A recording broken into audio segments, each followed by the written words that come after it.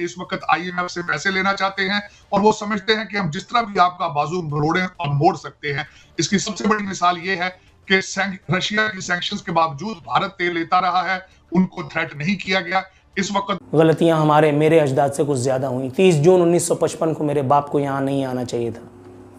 30 जून सन 1955 को अगर मेरे वालिद को लेकर के वो ट्रेन पाकिस्तान ना आती तो मेरी मायूसी का आज ये आलम ना होता जो आज इस वक्त इस व्लॉग में आपको 250 रुपए किलो वाले एप्पल की बात नहीं कर रहा।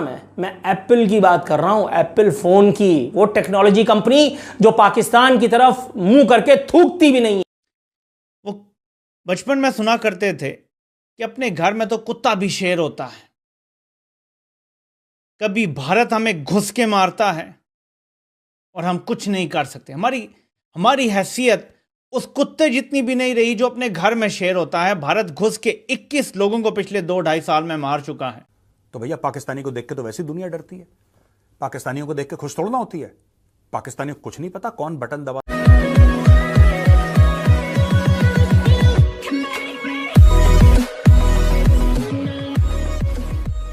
नमस्कार दोस्तों, अब पाकिस्तान के कई सारे पत्रकार ये खुलकर बोल रहे हैं कि भाई मेरे बाप से या फिर मेरे दादा से जो गलती हो गई उसका जो खामियाजा है वो हम भुगत रहे हैं और आने वाले दिनों में ये जो खामियाजा है वो बढ़ता ही जाएगा।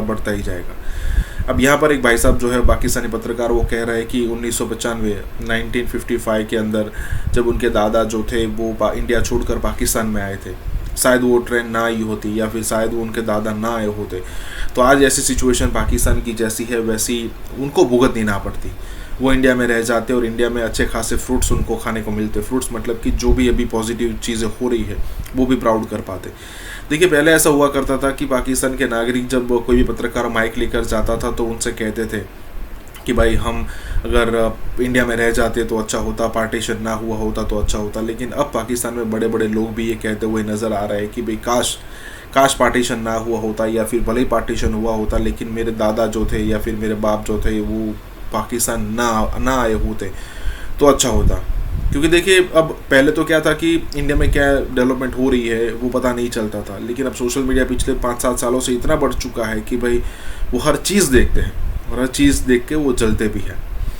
यही बात हो रही। इसी के साथ ये वीडियो शुरू करता है। और हाँ दोस्तों, एक और रिक्वेस्ट है आपसे कि कृपया करके हमें सुपर थैंक्स के माध्यम से मदद करना ना भूलें। सच पूछिए तो आज मुझे अपने ताया की उस बात से भी शिकवा महसूस हो रहा है जिन्होंने इंडिया से 90 साल की उम्र में जब वो आए और मैंने उनसे पूछा ज़िंदगी की सबसे बड़ी गलती क्या थी तो उन्होंने कहा इंडिया में रुक जाना। मुझे लगता है उन्होंने कम गलती की थी। मुझे लगता है उनकी गलती का स्केल थोड़ा कम था। गलतियाँ हमारे मेरे अजदाद से कुछ ज़्यादा हुई। 30 जून 1955 को मेरे बाप को यहाँ नहीं आना चाहिए था।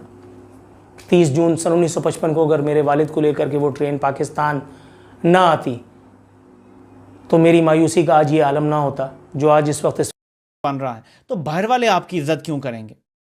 पाकिस्तान का इस टाइम बहुत बुरा हाल है, मॉरली भी, आईनी कानूनी तो बहरान आपके सामने ही है, लेकिन जो हमारी एज अ नेशन जो मिली गैरत थी, हमीयत थी, वो सब इन लोगों ने तबाह बर्बाद कर दी है।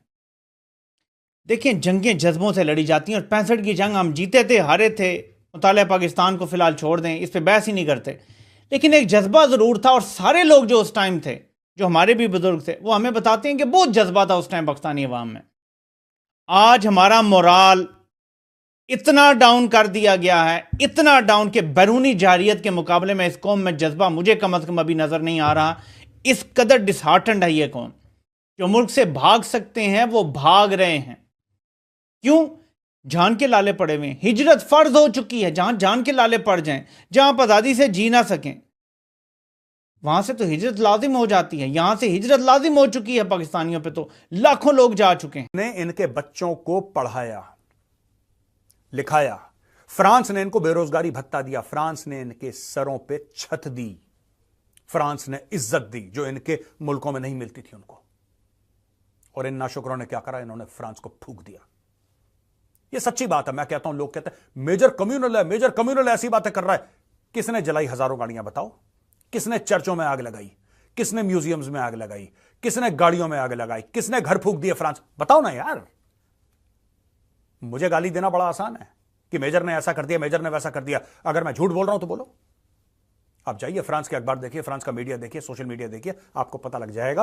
हजारों गाड़ियों में आग लगा दी, हजारों गाड़ियों में। क्यों? क्योंकि लगा सकते हैं, फ्रीडम ऑफ स्पीच है, फ्रीडम ऑफ एक्सप्रेशन। अरे भाई, ये जिस खंडर से आ रहे हैं वो देश थोड़ा है, वो खंडर है।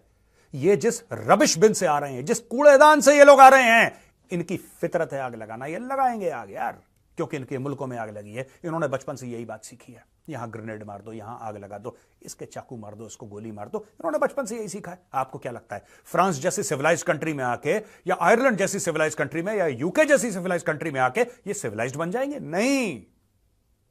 250 रुपए किलो वाले एप्पल की बात नहीं कर रहा मैं एप्पल की बात कर रहा हूं, एप्पल फोन की। वो टेक्नोलॉजी कंपनी जो पाकिस्तान की तरफ मुंह करके थूकती भी नहीं है। मिलिट्री जमहूरिया पाकिस्तान। अच्छा जी, ये पढ़िए ये खबर। टेस्ला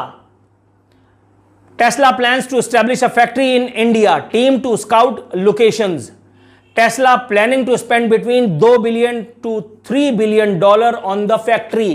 टेस्ला पहली इलेक्ट्रिक कार बनाने के लिए इंडिया में जगह तलाश करती फिर रही है। पाकिस्तान में टेस्ला का टी भी है। पाकिस्तान जो अपनी टी भी बना रहा था ना, उसकी भी एक्सपोर्ट कर दी जाती है सारी की सारी VIP वाली, और हम लोगों को 2 नंबर चाय पीने के लिए मिलती है। ये देखिए, टाइम्स ऑफ इंडिया की ये खबर पढ़िए। आर्मी चीफ साहब, आपको किसी ने बहकाया था, ये व्लॉग आप देखेंगे तो इंशाल्लाह फाका होगा। लिखा है, आफ्टर इंडियाज फर्स्ट अंडर सी टनल। जी, इंडिया में पहला अंडर सी टनल बन के इफ्तिताह भी हो गया। हमारे यहां शारा फैसल की पैवंदकारी तक नहीं हो पा रही। हमारे यहां कराची में झूठ बोलने के लिए हमने एक मेयर रख छोड़ा है जो कह रहा है कि कराची में किसी भी जगह बैरियर नहीं लगे हुए। उसकी मां मार दी जाएगी साले की। वो कैसे नहीं झूठ बोले। वो बचपन में सुना करते थे कि अपने घर में तो कुत्ता भी शेर होता है। कभी भारत हमें घुस के मारता है और हम कुछ नहीं कर सकते। हमारी हैसियत उस कुत्ते जितनी भी नहीं रही जो अपने घर में शेर होता है। भारत घुस के 21 लोगों को पिछले 2-2.5 साल में मार चुका है। हमने भारत को जवाब तक देना जरूरी नहीं समझा। एहतजाज तक करने की हम में हिम्मत नहीं है। हम ऑफिशियली कुछ भी नहीं कर सके।